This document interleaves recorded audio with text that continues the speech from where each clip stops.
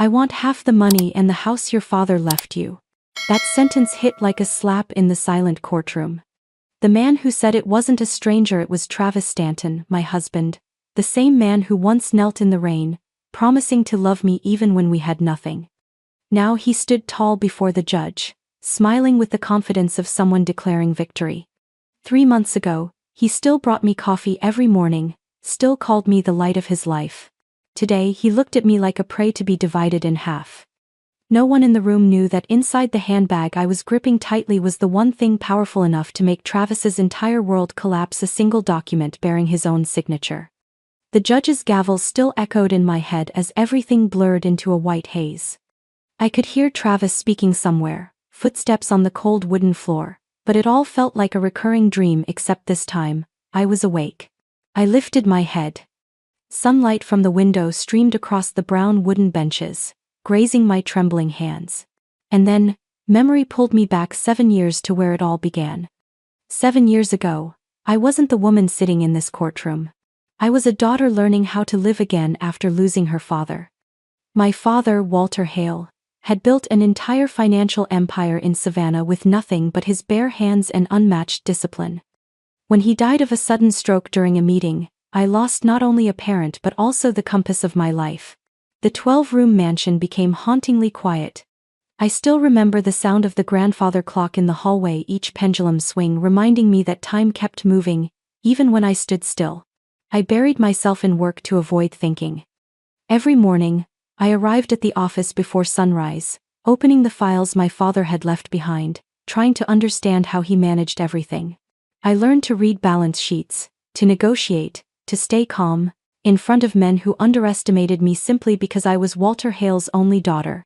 Then one autumn afternoon, as leaves covered the path leading into a small business conference, Travis Stanton appeared. He was late, his shirt slightly wrinkled, an old recorder in hand, and a disarming smile that made me forget how exhausted I was. I remember him asking me a simple question: "Have you ever thought about continuing your father's work?" I laughed. "I'm trying, but I'm sure he'd do it much better than me." He nodded, his eyes oddly sincere. Not everyone dares to step into the place left behind by someone they loved. Most people just stand outside and grieve. That line, which sounded like casual comfort, left me silent for a long while. For the first time in months, I felt seen, not as an heiress, but as a person struggling to breathe again after loss. Travis said he was a freelance journalist, writing about local economics. He liked telling stories about people who work quietly. I laughed and said, "Sounds like you're describing me." I didn't know that sentence would become something he'd repeat hundreds of times later, every time I doubted his love. Travis wasn't like other men I'd met. He didn't talk in numbers or contracts, but in little stories and patient silences. He remembered that I took my coffee black, that I liked the left corner seat by the window, and that I always forgot my jacket after work. In the early months, he made me laugh more than anyone ever had. He often said, "I love you not for what you have, but for what you lost and still managed to stand through." And I believed him completely. When he first came to my house, my mother Doris studied him for a long moment. After he left, she squeezed my hand and said, "Remember, those who say they don't care about money, sometimes say it because they know someone else has it." I laughed, thinking she was being overly cautious. "Mom, I'm not 18 anymore." She smiled faintly. "No one's ever too old to be fooled, Beverly." We got married 10 months later. A small wedding, a few friends and a few people from my father's company. Travis wore a gray suit with a white rose pinned to the lapel, the same kind my father used to grow in the garden. He held my hand tightly and whispered, "I know he's proud, looking down right now, seeing that his daughter finally found someone who'll never make her face the world alone again." I cried. Maybe that was the last time I cried out of pure happiness. A week before the wedding, my mother insisted that we sign a prenuptial agreement. She said it was the last thing a wise father would have done if he were still alive. I hesitated, afraid Travis would feel offended. But he laughed, wrapping his arm around me. "I'll sign as long as it doesn't forbid me from hugging you every morning." He didn't even read it carefully. He flipped through a few pages, signed it lightly, and joked, "Love with conditions is like coffee without sugar, drinkable, but sad." I laughed. My mother watched him quietly. For the first few months after the wedding, I thought I had been right. Travis was gentle, attentive, good at cooking, and knew when to leave me in peace. He published a few articles in financial magazines, praised for being sharp yet human. He adjusted quickly to the business events I had to attend, always the charming one who made everyone laugh. People often said, "You're lucky he seems born to be by your side." But gradually, little things began to change. Travis started talking about trying his hand in media investments, about building connections. He traveled more, came home later, and every time I asked, he'd smile and reassure me, "Sweetheart, I'm trying to be worthy of you." That line, though sweet, made me uneasy. But I brushed it off, telling myself I was being paranoid. Only later did I understand people who know exactly what you want to hear are often the ones who know how to make you believe what they need. One night, I remember clearly, it was pouring rain. Travis came home late, reeking of alcohol. He grabbed my hands, repeating over and over that he'd make me proud, that I'd never have to carry my father's fortune alone. I thought it was harmless drunken talk. I wiped his face, tucked him in, and sat by the window, watching the rain fall on the white roses my father had planted. If someone had told me that night was the beginning of the end, I wouldn't have believed it. The next morning he left a cold breakfast on the table and a hastily written note. "Meeting with a partner, might be home late. Don't wait up." I folded the note and set it beside my untouched coffee. Through the window, the Savannah sky looked strangely gray. I didn't know then that from that moment on, everything in my life would start shifting toward a path I never imagined I'd have to walk. And now, in this courtroom, with Travis standing there, those same eyes that once made me believe the world could be gentle, I finally realized he had never loved me the way I thought.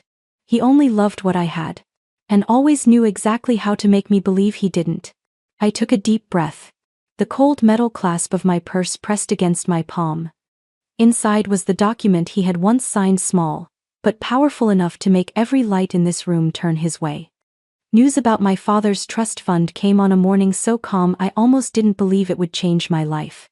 The bank clerk called, her voice timid, as if afraid to startle me. "Mrs. Stanton, the full transfer from the Hale Trust has been completed. The total value, about $2.5 million, along with the legal ownership of the house and Hale Financial Group." I remember sitting still, holding favor, my phone, filled with an indescribable emotion. Not because of the money, but because I knew my father, even though he was gone, was still there, still believing I was strong enough to continue what he had built. When I told Travis, he was silent for a few seconds. Then his eyes lit up in a way I had never seen before. $2.5 million? Beverly, do you realize that? We're rich now. I laughed at his excitement. Just a natural reaction, I thought. But the smile in his eyes lasted too long enough to send a chill down my spine without knowing why. At first everything was still peaceful. He said I should allow myself to enjoy it after many years of carrying the burden of work. He threw a small celebration, invited a few old friends to the house. They drank wine, talked about investment projects, while I sat and listened, trying to find again the feeling of trust in the man who once made me feel safe. But then, changes began to appear, small, slow, but clear. Travis started talking more about opportunities. An independent film his old classmate was producing. A serious artistic project that needed a little initial push. He talked about classic cars that would double in value in a few years. He talked about a business club where everyone invests together. I listened to him with the patience of a wife who wanted to believe her husband. But when he started saying we should try, my heart tightened. "Travis, I think we should talk to a financial advisor first. The inheritance is a separate asset. I have a responsibility to keep it safe." He looked at me, tilting his head slightly, his eyes different, colder, harder to read. "Your money is your husband's money too. You think you're better than me?" That sentence fell into the air like a crack that could never be sealed. From that day on, he seemed like a different person. He started coming home late, sometimes not at all. When I asked, he gave a faint smile and said, "Meeting a partner." In the mornings, he sat by the window reading the newspaper, no longer asking what I wanted to eat, no longer pouring coffee for me like before. Instead, he talked on the phone for hours, his voice filled with excitement. mixed with a kind of arrogance I had never seen. One day, he drove home in a black vintage car, gleaming under the afternoon sun. I was surprised and asked where he bought it. He tossed the keys into my hand, smiling proudly. A gift for us. A little reminder of success. Success in what, Travis? I don't remember us selling anything to buy this car. He laughed, patted my shoulder. You're always so serious. I'm investing in the future. Everyone deserves to enjoy life, Bev. But when I checked the account, I saw a withdrawal of $62,000 transferred to a company I didn't recognize. When I asked, he simply said, I invested in my friend's film project. Trust me, it'll succeed. In the following weeks, Travis officially quit his job. He said he wanted to take time to find himself again. I knew what that meant. He wanted to spend money without needing a reason. In the mornings, he sat on the porch with a martini, reading magazines about cars and real estate. In the afternoons, he went to the golf course, sometimes flew to New Orleans to meet an investor. And me, I went back to work at Hale Financial, trying to keep everything running. One evening, when I came home late, he was sitting in front of the TV, a half-empty glass of wine beside him. Don't you think you're wasting your life? He asked in a rough voice. Wasting what? This life. You have money, you have power. But you live as if you still need to prove something to your father. You don't have to be him, Bev. Let me help you enjoy life. In his eyes, I saw the reflection of the man who was once gentle but now seemed like a stranger. I don't need enjoyment, Travis. I need peace. He laughed a short, bitter laugh. Peace is for the poor. We're not them anymore. That sentence echoed in my mind for days after. I started noticing small signs I had deliberately ignored before. The credit card maxed out. Strange bills from the golf club. Business trips that brought back no contracts. One day, while tidying up my desk, I accidentally found an unsealed envelope. Inside was an investment contract for the independent film project his old classmate was producing. My name appeared there as the main sponsoring investor. I froze. You used my name to sign an investment contract. When I showed him the envelope, he shrugged. I knew you'd object, so I saved us both time. I did it for us, Bev. You should trust me. Trust you. When you used my money without asking. I'm not a freeloader, Beverly. I'm your husband. Don't talk to me like I work for you. I stepped back half a step, realizing for the first time how thin the line between love and control could be. The following months were heavy and tense. I quietly moved most of the assets into a separate account protected by the trust's clauses. My mother advised me to do so, but I didn't tell her the full truth. I said, Travis is lost. She looked at me, her eyes sad but not surprised. You can't lift someone who's choosing to fall, Beverly. They have to want to stand up first. When the film project failed, losing all $30,000, Travis changed completely. He became irritable, sleepless, often drinking late into the night. One night, I heard him on the phone. She controls all the money. I have to find another way, or everything I've done will mean nothing. I stood in the dark hallway, my heart pounding, listening to his voice drop lower, colder. Yes, I know the contract. But she has no idea which line could destroy her. I didn't know what he meant. But from that moment, something in me shifted. The next morning, Travis got up early, made coffee as if nothing had happened.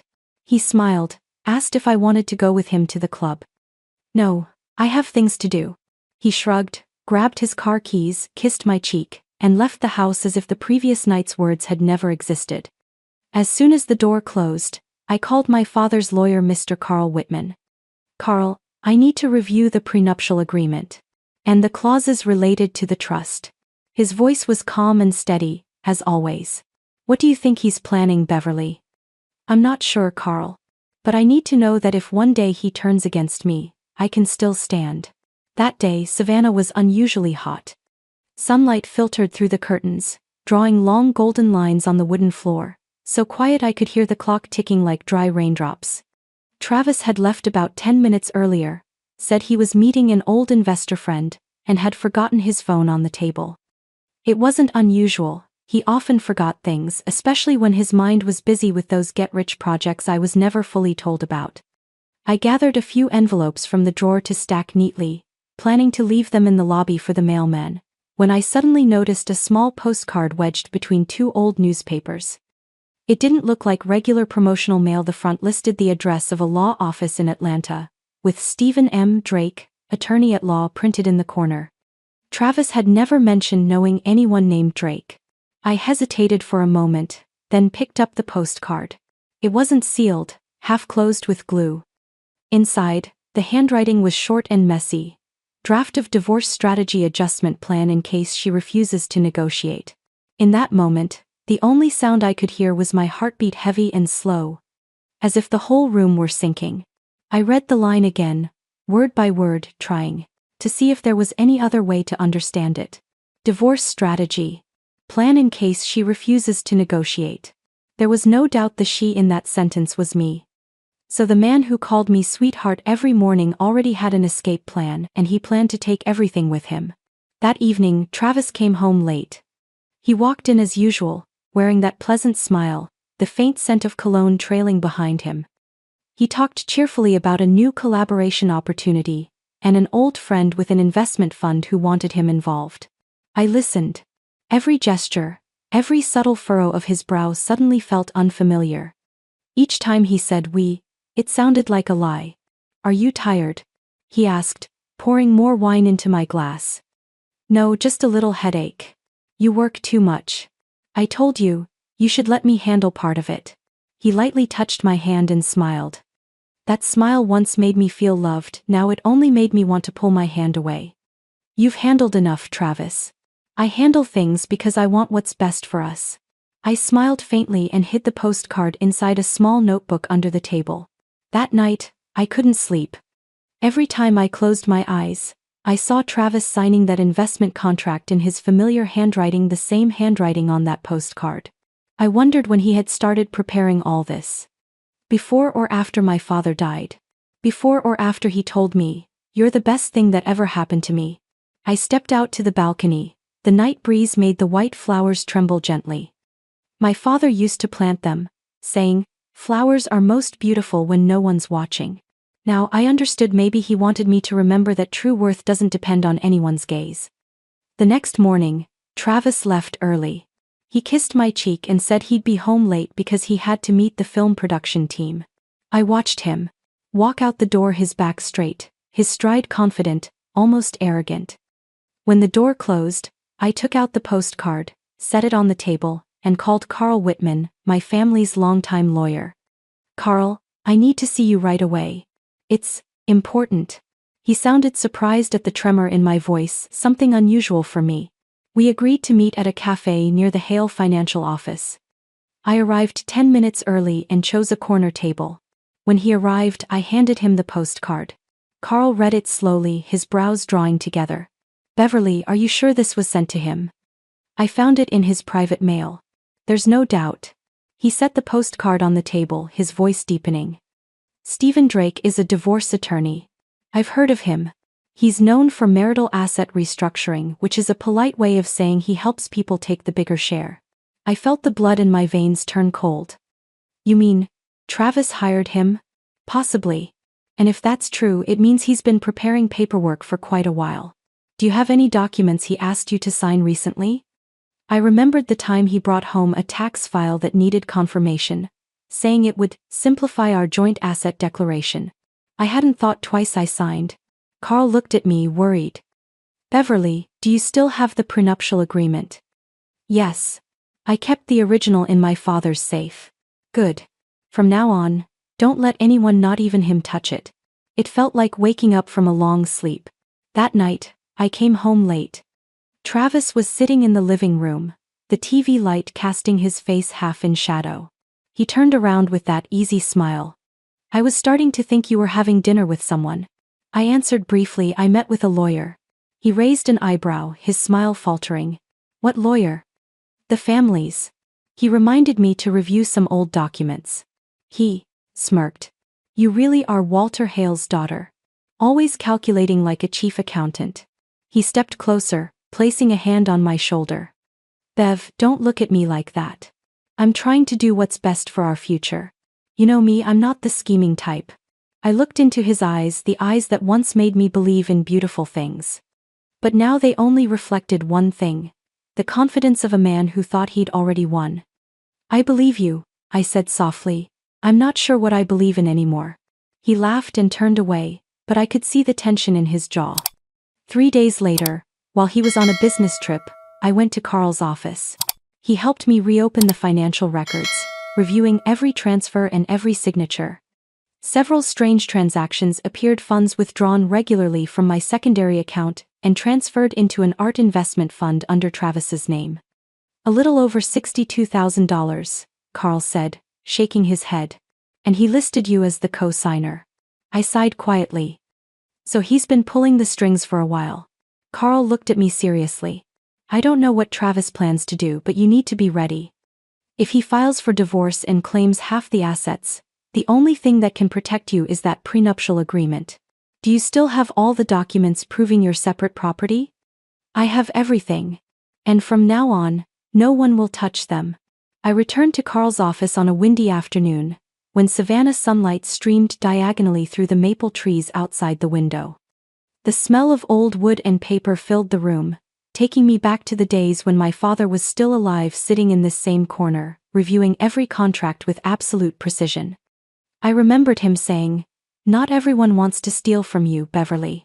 But if someone ever does, they'll start by making you believe they never would." Now, those words echoed clearly in my mind, cold enough to make it hard to breathe. Carl greeted me with a thoughtful look, then pulled open a steel drawer and took out a beige folder, edges slightly yellowed with time. "This is the original prenuptial agreement your father and I drafted. He told me to give it to you if there was ever an emergency." I placed my hand on the cover. The rough paper beneath my fingers made me tremble slightly. Those pages, when I signed them years ago, were to ease my mother's mind.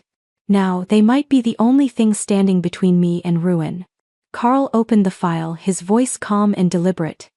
"This contract is more detailed than most I've ever drafted. Your father was thorough. He didn't protect premarital assets. He added clauses extending to any inheritance or profits arising from the Hale Trust." "What does that mean?" "It means your father's trust is entirely separate from the marital assets. No one, not even your husband, can claim a share. And beyond that," Carl flipped another page, "there's an additional appendix you might have forgotten. A personal asset confidentiality agreement signed 2 years ago, when you lent Travis money to pay off his debts." I leaned forward slightly. "I remember. He said he needed a short-term loan for his film project. I wanted to help. I didn't think that far ahead." Carl nodded. "But you did the smartest thing possible when you had him sign that note. The contract clearly states it was a personal loan, not a shared investment. And there's an audio recording confirming his consent. I remember. I was the one who recorded it." I closed my eyes for a moment. Memories came flooding back. Travis standing in the living room, pen in hand, smiling softly. "I'll sign it, all right? If it makes you feel safer." At the time, I thought it was the gesture of a sincere man. I never imagined that same smile would later become the proof he couldn't deny.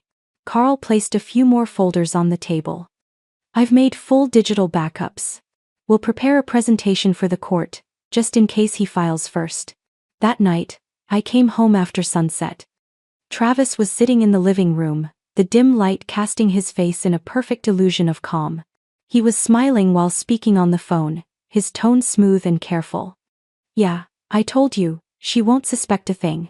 When the time comes, I'll let the lawyer handle the rest." I stood frozen behind the half-closed door. I didn't need to hear more. That one line was enough to turn every ounce of love I'd ever had into ashes. When he looked up and met my eyes, he paused for a second, then quickly regained his composure.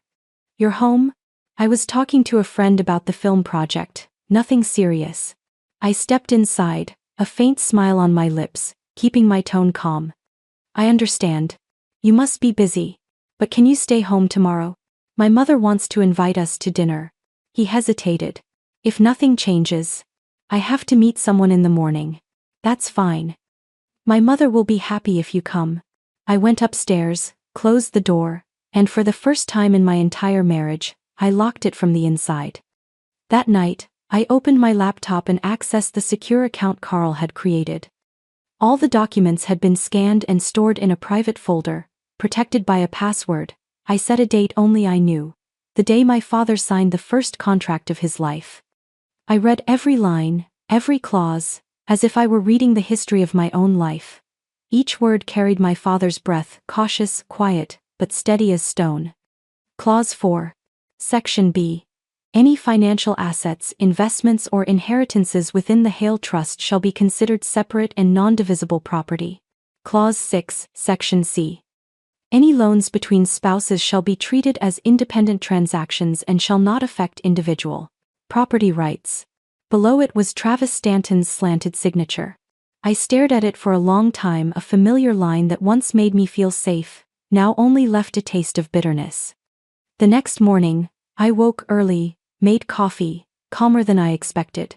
Travis walked in wearing the white shirt I had given him for his first birthday with me. "You're up early.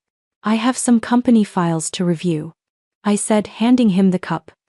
He smiled, kissed my forehead like every other day, so naturally that if it hadn't been for that postcard, I might have believed nothing had changed.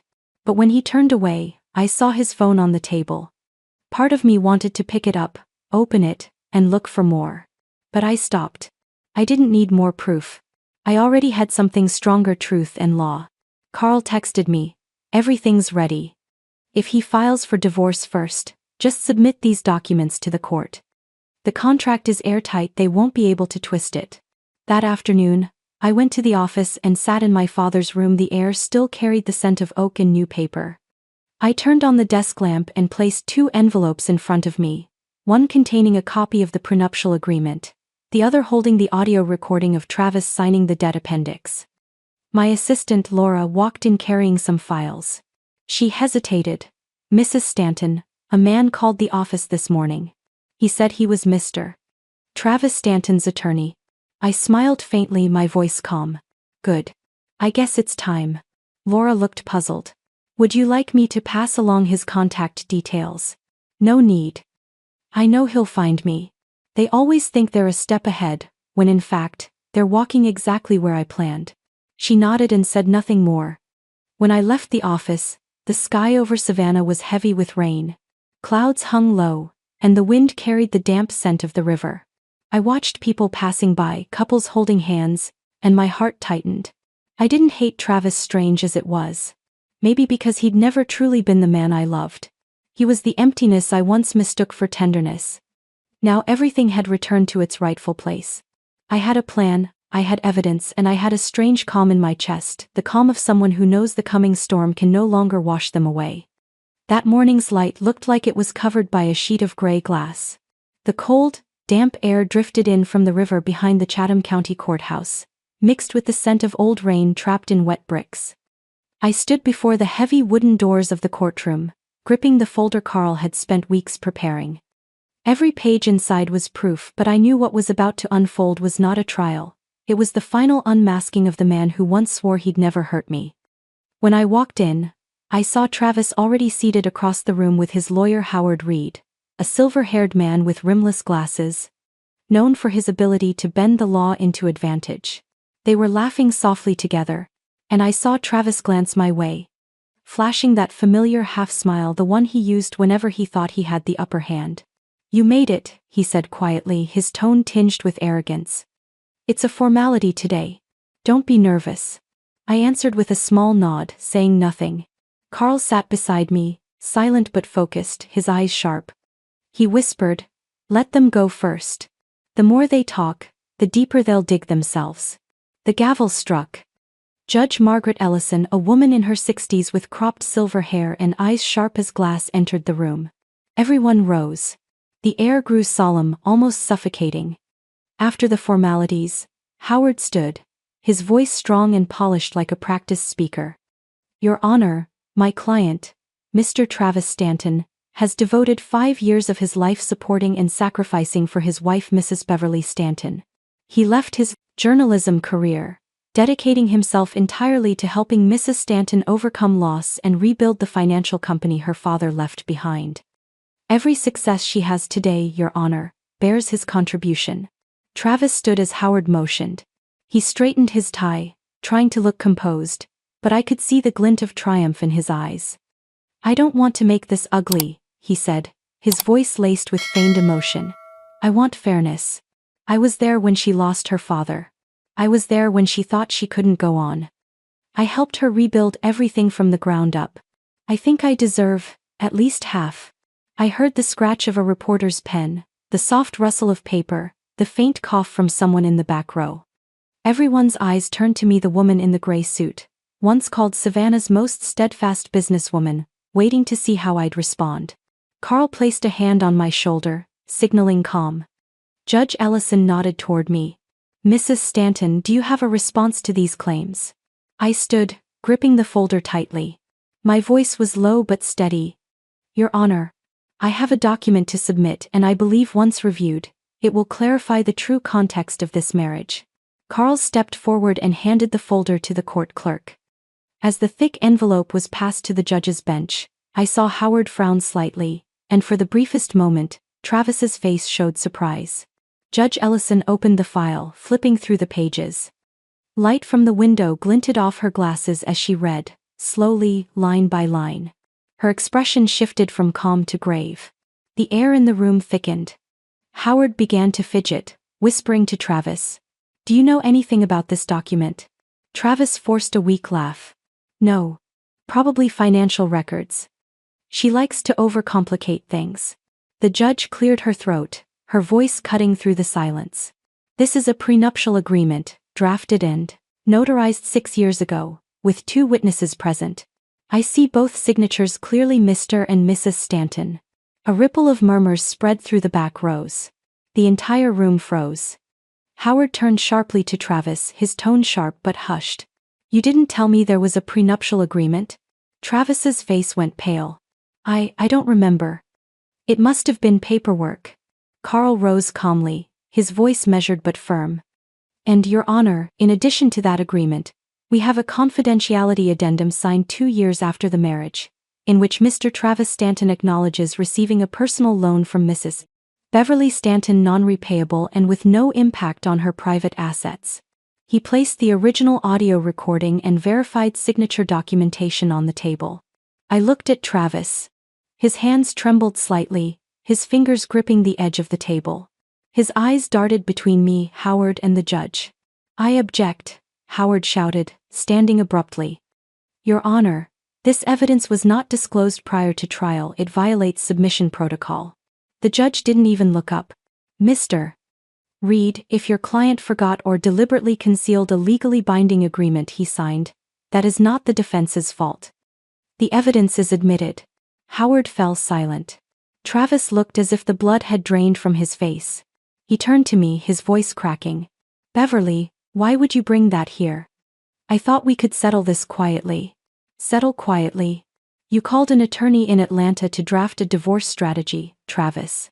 You planned to take my assets. Don't tell me you wanted peace. I could feel every eye in the room fixed on us, the reporters, the strangers, all watching the man who had claimed he sacrificed his career for love. Travis shouted. Losing control. I was there when you cried for 3 months after your father's funeral. I was there when you panicked over the company, almost collapsing. Without me, you wouldn't be where you are. The judge banged the gavel. Order in the court. Carl remained composed, his tone calm yet carrying quiet power. Your Honor, what my client does not deny is that Mr. Travis Stanton was there. But being there does not mean building. This contract was made before the marriage, protecting inherited assets, and he signed it willingly without coercion. In the audio recording, he even said, and I quote directly, I'll sign it, if it makes you feel safe. Howard rubbed his forehead. Travis, he murmured. We need to request a recess to review this.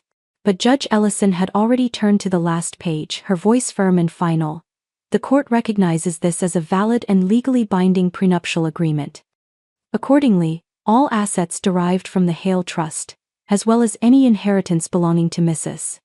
Beverly Stanton, shall not be subject to division in this divorce. The gavel struck sharply, slicing through the suffocating air. Travis collapsed into his chair, his lips moving soundlessly. I looked at him, feeling a strange emptiness. The weightless calm of someone who has finally seen the true face of the person beside them for years, a face stripped of love, left only with confusion and despair. Judge Ellison closed the file, her eyes scanning us one last time. Mr. Stanton, it seems what you call sacrifice were merely poor investments.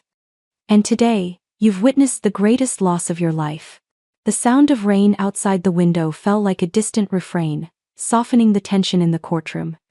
I sat still, eyes fixed ahead, where Judge Ellison was making notes on the case file. Beside me, Attorney Carl leaned slightly forward, his hand resting on another folder we had yet to reveal. Across from us, Travis sat hunched, avoiding everyone's gaze. He thought the play was over, that the prenuptial contract was the final blow I had prepared. But he didn't know the real strike was still to come, one no one expected, not even me, until fate delivered that recording. It began one evening 3 months ago.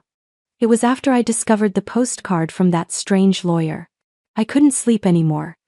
Each night, while Travis slept beside me, his breathing steady like a man without guilt, I floated between two fears, the fear of losing everything, and the fear of knowing exactly who the man beside me really was. One night, he left the room, thinking I was asleep. I heard the soft creak of the office door downstairs, then his voice low but tense. I couldn't make out the words, but instinct pulled me out of bed. The door was slightly ajar, a strip of light spilling across the floor. He was on the phone. She's getting suspicious. No, I can handle it. The plan stays the same. We need to make it look real. She's smart, but no one stays standing once their name is dragged through the mud. I went back to the room, shaking so hard I could barely lift my hands. The next morning, I said nothing. But I called the company's head of security, my late father's former investigator, Mr. Lance Moore. I need a hidden camera system installed in the home office. Completely confidential. Is there a problem, Mrs. Stanton? I need to know the truth, Lance. And this time, I don't want to hear it from anyone else. 3 days later, everything was in place. A small camera, no bigger than a fingertip, hidden in the orchid pot near the desk. No one knew, not even Travis. And, just as I suspected, a few weeks later his so-called partner meeting took place right there. I pretended to have an errand, leaving him home alone. When I returned, the office lights were still on. He was sitting with a strange man at the desk, half a glass of whiskey between them. The next morning, Lance called me, his voice short and steady. You need to come see this. I went to the office, and the footage was chillingly clear. Travis leaned back, swirling his drink, his tone calm but cold. She's smart, I'll give her that. But her reputation is the weakest link. One rumor that she's having an affair with a young employee and the shareholders will pull out immediately. The other man laughed. You're really going to pull that stunt? It doesn't have to be true. We need some pictures, a few fake messages, and a witness who claims to have seen something. The rest, the public will handle for us. She may be good, Travis said again in the video. But no one stands tall when their name is smeared. I turned off the screen. The hush felt endless. Lance looked at me, his face full of concern. Do you want me to call the police? Not yet. I'll keep it until the right time. And that time was today. Carl stood, his voice deep and steady. Your Honor, before we conclude, the respondent would like to submit one additional piece of evidence. Howard flinched, stammering, What evidence? We weren't informed. The court has the right to review any material relevant to clarifying the nature of this case. Judge Ellison interrupted. Proceed, Mr. Whitman. Carl nodded. I opened my bag and pulled out a silver USB drive. The room went still as the technician plugged it into the large screen at the front. A blue light flickered on. The image appeared, Travis, in a black shirt, sitting across from that man. His voice rang out, cold and sharp as a blade slicing through air. Every gaze in the room fixed on the screen. I heard someone in the back exhale sharply, and Howard whipped around to face Travis, his face pale. Travis bowed his head, his hands clenched white. That was a joke. I was edited. The judge struck her gavel, her tone icy. This is footage from the security camera inside Mrs. Stanton's home, submitted with certified timestamps and chain of custody documentation. The clip is video with forensically confirmed timestamps. Mr. Stanton, do you wish for the court to extract the original audio for voice comparison? Travis stayed silent. Carl spoke softly, his words calm but cutting through the silence. Your Honor, we have no intent to defame anyone. But this clearly shows that my client was deliberately targeted in an effort to damage her credibility and remove her from control of the company. This reveals the true motive behind this lawsuit. Judge Ellison nodded, flipping a few pages, her voice low but decisive. The court will accept this recording as supplementary evidence. It will be considered in the final ruling. Travis slumped in his chair. Howard placed a hand on his shoulder, but Travis shoved it off, his eyes bloodshot. He turned toward me, those eyes that were once so gentle now filled only with naked fear. You set me up, he rasped. No, I answered softly. You set yourself up. I kept what you left behind. The judge closed the file and looked up at him, her eyes no longer stern but filled with quiet disappointment. Mr. Stanton, this court is not only witnessing a divorce. It is witnessing a man's character. And I believe today, you've just delivered the verdict on yourself. Beside me, Carl nodded slightly, saying nothing. He knew, and so did I, that from the moment that video played, nothing could save Travis anymore. I watched the man who once meant the world to me now bow his head, covering his face with his hand, his pride completely gone. The air in the courtroom grew so heavy you could hear every breath. The afternoon sunlight slanted through the wooden benches, scattering specks of dust in the air, turning the scene into a fragile still life that could shatter with the slightest motion. I sat motionless, my palm damp against the cool table surface. Across from me, Travis kept his head down, his hands clasped tightly until they turned white. His shoulders trembled, whether from rage or fear I couldn't tell. His lawyer, Mr. Reed, had lost his composure. Sweat glistened on his forehead, his eyes unfocused, searching for an escape that didn't exist. Judge Ellison looked up. She placed her pen on the desk, gently removed her glasses, and spoke in a steady, unwavering tone. After reviewing all evidence, the court finds the prenuptial agreement between Mrs. Beverly Stanton and Mr. Travis Stanton legally valid, properly signed, notarized, and clearly detailed. She paused, her gaze shifting from me to Travis. The court declares that all assets, including the Hale Trust and any investments derived from it, are the sole property of Mrs. Beverly Stanton. There is no legal basis for Mr. Stanton's claim to any division of assets. A murmur rippled through the audience. I heard someone sigh, someone chuckle softly, and a woman whisper behind me, "My God, did he really sign it without reading?" The judge continued, her voice calm and unwavering. Regarding personal debts. According to the financial records, during the marriage, Mr. Stanton independently opened loans, credit accounts, and failed investments without his wife's consent. The total amount is determined to be $92,000, including failed investments and private club fees. The court rules this as personal debt, for which Mr. Stanton bears full responsibility. Carl nodded beside me, pressing his lips together to hide a smile. I didn't look at Travis, but I could feel the tension radiating from his side, a silent chaos, like heat rising from smoldering ashes. The court also denies the request for postmarital support, the judge continued, her voice cold and firm.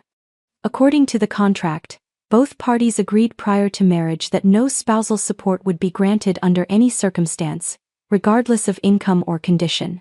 She struck the gavel once, and the sound echoed across the room. Therefore, the court declares, the marriage between Mrs. Beverly Stanton and Mr. Travis Stanton is hereby dissolved, effective immediately. Assets remain separate. Personal debts are the responsibility of the individual. Court is adjourned. Travis whipped his head toward me. His face was pale, his lips trembling. He looked like a man waking from a nightmare he couldn't escape. Beverly, you can't do this to me. I was there for you after your father died, don't you remember? I love you, If that was love, Travis. It only existed in your head. I stood, my voice calm, lighter than I expected. You said you were there for me, didn't you? But you were never truly with me. You were there for what I had. And now that it's no longer yours, I suppose you won't be either. Travis tried to speak, but his throat locked tight. I saw his hands tremble, trying to clench but failing to hold on. Judge Ellison rose and left the room.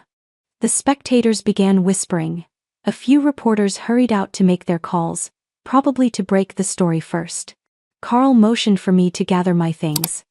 I stayed seated, looking at Travis one last time, the man who once was my husband, once confident, polished, swearing he'd protect me for life. Now a hollow shell curled inside his own humiliation. He bowed his head, gripping his knees. I saw his shoulders shake, maybe from anger, maybe from fear, or maybe because he finally understood. All the things he gambled, fake love, sweet words, cunning plans, couldn't save him from one foolish signature he never took seriously. Carl stepped closer, placing a hand on my shoulder. "We're done here, Beverly. All that's left is the paperwork." I nodded. The light after the rain softened, shining across the table where Travis still sat. I thought, perhaps for him, this was the first time the light inside a courtroom wasn't the light of hope but of exposure, the kind he never wanted to face. When I walked into the hallway, reporters were already waiting. I avoided the cameras, saying nothing. Carl walked beside me, clutching the files tightly. He tilted his head slightly and said softly, "Your father would be proud." With every step I took, it felt like an invisible weight was falling from my shoulders. Behind me, Travis's footsteps echoed on the marble floor. He followed a few steps, then stopped halfway down the hall and called out, "Beverly, this isn't over. You can't walk away like that." "Travis, it's been over for a long time. You're realizing it today." I turned away and kept walking.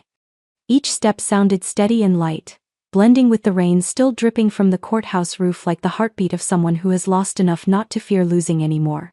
A week later, I returned to the office. The people who had worked with me for years greeted me with quiet but warm looks. No one asked, no one pried. In Savannah, news travels faster than wind, and everyone already knew how things ended between me and Travis. But what surprised them more was how I came back calm, composed, without a single crack showing. The truth was, only I knew how many sleepless nights that calm had cost me. The first headline appeared in the Savannah Business Week column. Travis Stanton, once a rising figure in local media, removed from Northbridge Films' production partnership list. The article was short, written in a neutral tone.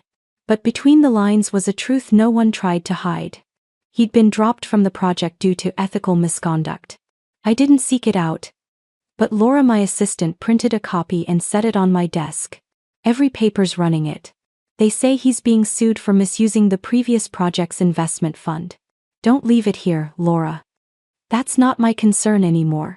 A few days later, Laura walked into my office, holding her phone, her face a mix of surprise and hesitation. "Mrs. Stanton, would you like to hear this?" "What is it?" "A voicemail. From an unknown number, but I think it's Mr. Travis." I looked at the phone screen glowing softly. The text read, "Voicemail, 2 minutes, 11 seconds. Then his voice weary, rough, and lost. "Beverly, I don't know how things went so far. I thought I was trying to hold on to something, but I ruined everything instead. I know an apology means nothing now. But if I could go back, I'd read everything before I signed." I deleted the message, set the phone down, and turned back to the new file on my desk, a community investment project I'd been developing. Something I knew my father, if he were alive, would have smiled at in approval. By year's end, when the papers listed the most notable divorces of the year in the South, our story appeared as a lesson in trust and the law. They wrote about me, about a woman's clarity in protecting what was hers. But what caught my eye was the last paragraph. "Travis Stanton, once known as a charming, creative, and ambitious man, has become a cautionary tale of one who gambled with another's trust. He disappeared from Savannah. No one knows what he's doing now. Some say he lives with his sister in Indiana, working part-time at a camera repair shop." I folded the paper and set it aside. Maybe because, in the end, everything that was meant to fall had fallen, and everything worth keeping had stayed. One morning, as yellow leaves began to fall along Whitaker Avenue, I left home earlier than usual. The air was cool, carrying the faint salt of river wind. I stopped by the white flower fence my father once planted and looked up at the clear sky. In the distance, church bells rang deep and steady, a reminder that time keeps moving, even when hearts linger behind. I don't know what's become of Travis now, but I know this: somewhere in the cold of Indiana, Maybe he's hearing the same bells and finally understands what I learned long ago. When someone treats love like a transaction, the day they lose everything. No one owes them anything. Life sometimes teaches its hardest lessons in silence. I don't hate Travis anymore because without him, I might never have learned how to stand alone, calm and whole, without needing anyone to prove my worth. If you've ever gone through a loss that forced you to grow, share your story with me. I'd love to hear it. And if you're watching from somewhere outside Savannah, leave your city in the comments and don't forget to like, follow and subscribe to hear more real stories of life.